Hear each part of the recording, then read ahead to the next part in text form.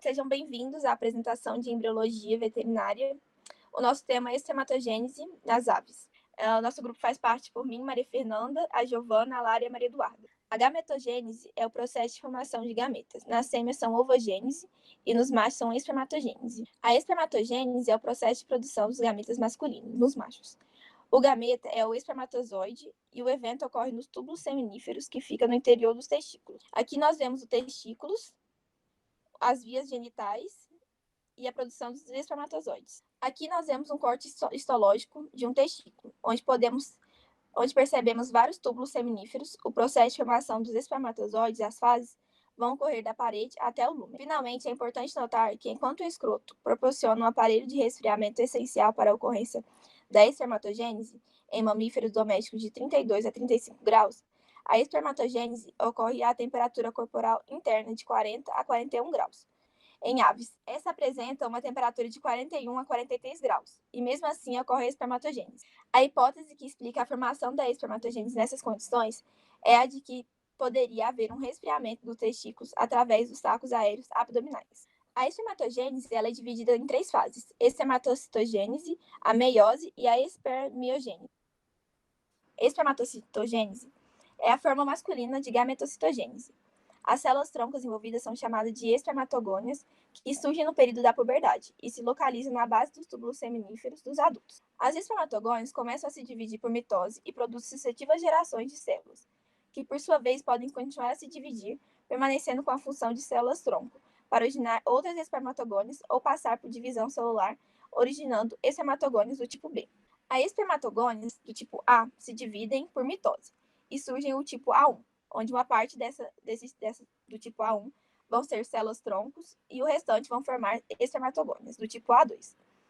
Algumas dessas espermatogônias vão se transformar em espermatogônia do tipo B e cada uma dessas espermatogônias vão dar origem a 8 espermatócitos primários. A espermatogônia passa por uma fase de crescimento para virar um espermatócito primário. O crescimento sem divisão celular que resulta no aumento do volume citoplasmático. É importante lembrar que durante todo esse período as células continuam sendo diploides, 2N, terminando assim a espermatocitogênese e iniciando a meiose. Ao falar de meiose, sabe-se que é uma fase de maturação que tem como objetivo final a formação de 4 células-filhas com a metade do número de cromossomos da célula-mãe e também a metade da quantidade do número de DNA.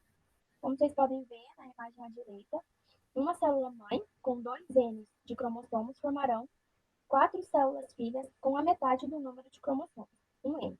Na meiose, as células deixarão de ser diploide e passarão a ser haploide. Aí no final do slide, deixei como a título de informação que a meiose dura de 5 a 6 dias em aves domésticas. A meiose ela é dividida em duas etapas, na meiose 1 e na meiose 2. Na meiose 1, os espermatócitos primários formados na etapa anterior formarão os espermatócitos secundários. A meiose 1 pode ser chamada também de divisão reducional. Por quê? Porque os cromossomos eles vão reduzir à metade. Antes 2N passarão a ser 1N. Na imagem à direita mostra o espermatócito primário com 2N, formando duas células filhas com a metade do número de cromossomos, o espermatócito secundário. Na meiose 1, ocorre também a redução do DNA. O DNA ele chegou na meiose com 4D, porque na fase anterior à meiose, na mitose, mais especificamente na fase S, o DNA ele foi duplicado. Então, ele chega na meiose com o dobro da quantidade normal de DNA, com 4D. E na divisão reducional, na meiose 1, o DNA ele vai se dividir e vai ficar com 2D, a quantidade normal de DNA. Na meiose 2, os espermatócitos secundários formados na meiose 1 formarão as espermátides. A meiose 2 pode ser chamada também de divisão equacional, porque os cromossomos eles vão se manter com a sua quantidade de 1N. Na direita, mostra os espermatócitos secundários formando as espermátides. Cada espermatócito secundário formarão duas células-filhas com a mesma quantidade de cromossomos, formando assim, então, 4 espermátides, com a mesma quantidade de cromossomos dos espermatócitos secundários e a metade da quantidade de cromossomos dos espermatócitos primários. Na meiose 2, o DNA vai se reduzir à metade, ficando com um D. Então, na meiose 2, temos um N de cromossomos e um D de DNA, ambos na metade. Nesse slide, colocamos também como tipo de informação duas espécies de pods, mostrando sua quantidade de cromossomos antes da meiose e depois da meiose. No galo, vão ter 78 cromossomos antes da meiose e 39 após a meiose. e na pomba 16 antes da meiose e 8 cromossomos após a meiose. Bom, agora eu vou dar continuidade na terceira fase, né, que é a espermiogênese. A espermiogênese, ela é a fase da diferenciação celular, né, das espermátides, ou seja, aquelas células originadas na segunda meiose e vão ser diferenciadas até virarem espermatozoides. O volume celular dessas células, em aves, ele é reduzido em até 97%. E a espermiogênese, né, ela tem uma duração de 6 dias em aves domésticas. A espermiogênese, ela é subdividida em fases, né? São 4 fases. A primeira fase é a fase de Golgi, a segunda de capuchão, a terceira acrossoma e a quarta de maturação. Na primeira fase, o complexo de Golgi ele vai produzir vários e vários grânulos acrossômicos, os quais irão se fundir para formar apenas um grânulo acrossômico. E nessa fase também tem um par de centríolos, né, na espermátide que vai migrar, eles vão para o lado oposto do núcleo. Na fase de capuchão, tem um grânulo acrossômico, o qual vai sofrer um achatamento. E esse grânulo, ele vai recobrir, revestir maior parte do núcleo, ou seja, vai entrar em um contato mais íntimo com o núcleo. Na fase 3, né, do acrossoma, a cromatina do núcleo, ela vai passar por uma condensação.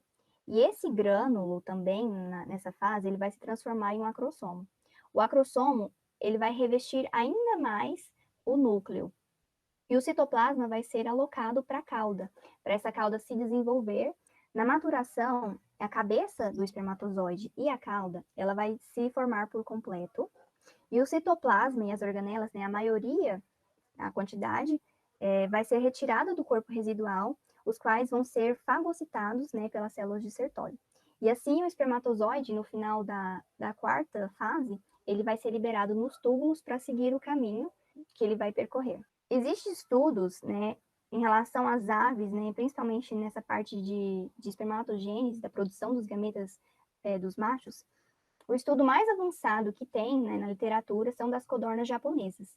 E nesse estudo do Jones e do Lin, eles dividem, né, a espermiogênese em 12 etapas. Então, na primeira etapa, a espermátide, né, provinda da segunda divisão meiótica, ela vai ter um núcleo mais esférico, as mitocôndrias elas vão estar distribuídas uniformemente e vai ter um pequeno complexo de Golgi.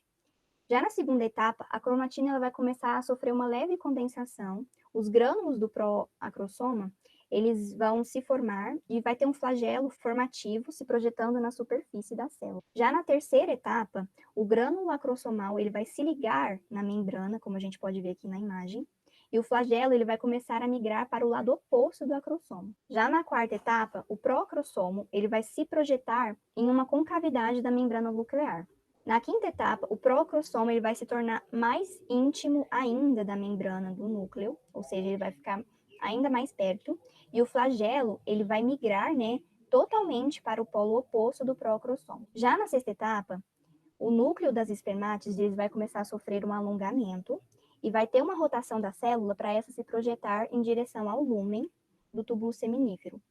E as cromatinas, elas estão uniformemente distribuídas nessa etapa e o acrossoma começa também a se alongar para entrar em contato com a membrana. Já na sétima etapa, a espermátide ela já está ficando perto, né, do lúmen e o núcleo ele se torna mais cilíndrico, né, um formato mais cilíndrico e alongado.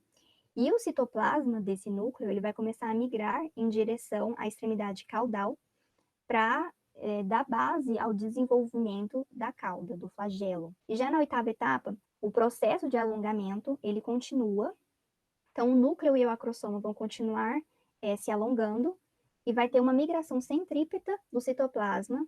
Já na nona etapa, o citoplasma ele vai se reduzir da extremidade do núcleo e as mitocôndrias elas vão se alocar em direção ao citoplasma caudal. Já na décima etapa, a cromatina ela vai se condensar ainda mais e vai formar grânulos mais grossos. E na 11ª etapa, formam-se grupos compactos e continua o processo de condensação e de alongamento celular. Na 12ª etapa, a espermátide, né, ela vai ser totalmente alongada, a cromatina termina de se condensar, o acrossoma, ele também se alonga e se condensa, e o corpo residual das organelas, junto com os citoplasmas, eles vão ser eliminados do corpo residual os quais vão sofrer fagocitose pelas células de Sertoli. E esse espermatozoide ele vai ser lançado no lúmen dos túbulos seminíferos. Eu vou falar agora um pouco sobre os hormônios sexuais. Os testículos aumentam a taxa de espermatogênese na puberdade e também produzem níveis mais elevados de andrógenos nessa época. Esse processo se inicia com a liberação do hormônio liberador de gonadotropinas, o GnRH, no hipotálamo. Esse hormônio estimula a secreção de LH, hormônio luteinizante, e FSH, folículo estimulante, o que ocorre nos gonadotrófos. Eles são tipos de célula da hipófise anterior. No macho, o FSH age nas células de Sertoli, estimulando elas a produzirem a ABP, a proteína de ligação do andrógeno, e estimulando a espermatogênese. O FSH é regulado pelo feedback e ação parácrina, que são realizados pelas proteínas inibina, que inibe a ação do FSH, e a quitivina, que estimula a ação do FSH. Elas são liberadas nos testículos. Já o LH age nas células de Leydig dos tecidos e induz a produção de testosterona. A concentração de LH nos túbulos seminíferos é possibilitada pela ABP anteriormente liberada pelas células de Sertoli. O LH é regulado pela própria liberação de testosterona, ou seja, há um feedback negativo no hipotálamo. Dessa forma, quando há muita quantidade de testosterona circulante, o GnRH e o LH têm sua produção inibida. Essa testosterona liberada age tanto sobre a fisiologia testicular quanto sobre a função cerebral, sendo essencial para a manifestação de comportamentos sexuais masculinos, como o interesse sexual e o comportamento de cópula. Porém, o efeito biológico completo da testosterona em machos califormes na produção de sêmen é mediado pela sua conversão para estrogênio dentro do epitélio seminífero. Agora eu vou falar um pouco sobre o fotoperíodo. As aves têm sua reprodução alterada pela duração e intensidade da exposição à luz. 3 teorias surgiram para explicar esse fato. A de que a luz age diretamente nos olhos das aves, a de que a luz age na glândula pineal e a mais aceita, que afirma que a luz age no hipotálamo das aves. O fotoperíodo interfere na produção do GnRH pelo hipotálamo, e isso ocorre dependendo da intensidade da exposição à luz. Agora eu vou falar para vocês um pouquinho da morfologia dos espermatozoides. Quando a gente pensa em espermatozoide, vem na nossa cabeça aquele espermatozoide com uma cabeça redonda, que a gente vê muito, né, nos mamíferos, principalmente o espermatozoide dos homens. Mas a gente precisa lembrar que essa morfologia, né, essa estrutura, o formato do espermatozoide, ele varia entre as espécies, e nas aves isso não é diferente. Então, de acordo com estudos, a constituição do espermatozoide das aves, então, ou seja, ele vai ser composto por uma cabeça, uma peça intermediária, uma cauda e um acrosoma. Aqui temos 2 fotos, né, de microscopia de espermatozoides de aves. Essa aqui é uma microscopia eletrônica de transmissão, mostrando o espermatozoide. Aqui também outra microscopia de um espermatozoide de um frango. Então, a gente pode ver que ele é bem alongado, bem cilíndrico. E aqui, na microscopia também, o espermatozoide de uma ferreirinha comum, né, quando a gente pensa em passeriforme. E mesmo assim, entre as aves ainda, a gente pode ver que tem uma modificação, uma leve modificação na morfologia desses espermatozoides. Quando a gente pensa em defeitos nos espermatozoides, a gente precisa lembrar que qualquer defeito, seja ele na cabeça, na peça intermediária ou na cauda, vai comprometer com a motilidade e, consequentemente, na sobrevivência desses espermatozoides. E os defeitos na cabeça, eles podem ser esses aqui que estão na imagem, na peça intermediária e na cauda. Uma coisa importante também é sobre a concentração espermática, ou seja, naquele ejaculado, né, das aves, ele possui uma concentração espermática bem elevada. Então, a cada ml, a gente pode encontrar nas aves 5 bilhões de espermatozoides. No peru, até 8 ou 13 bilhões. E uma coisa muito importante também, depois que a gente viu a formação dos espermatozoides na gametogênese, a gente sabe que dentro desses espermatozoides tem cromossomos, e um desses cromossomos é os cromossomos sexuais.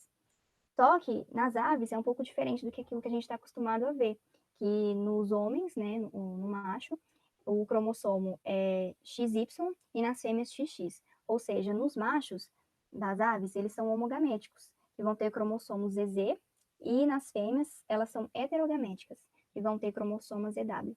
Ou seja, quem determina o sexo nas aves são as fêmeas e não os machos, porque os machos, eles vão ter sempre o cromossomo sexual Z em todos os seus espermatozoides. Então, gente, era isso. Muito obrigada. por assistir a nossa apresentação e até a próxima.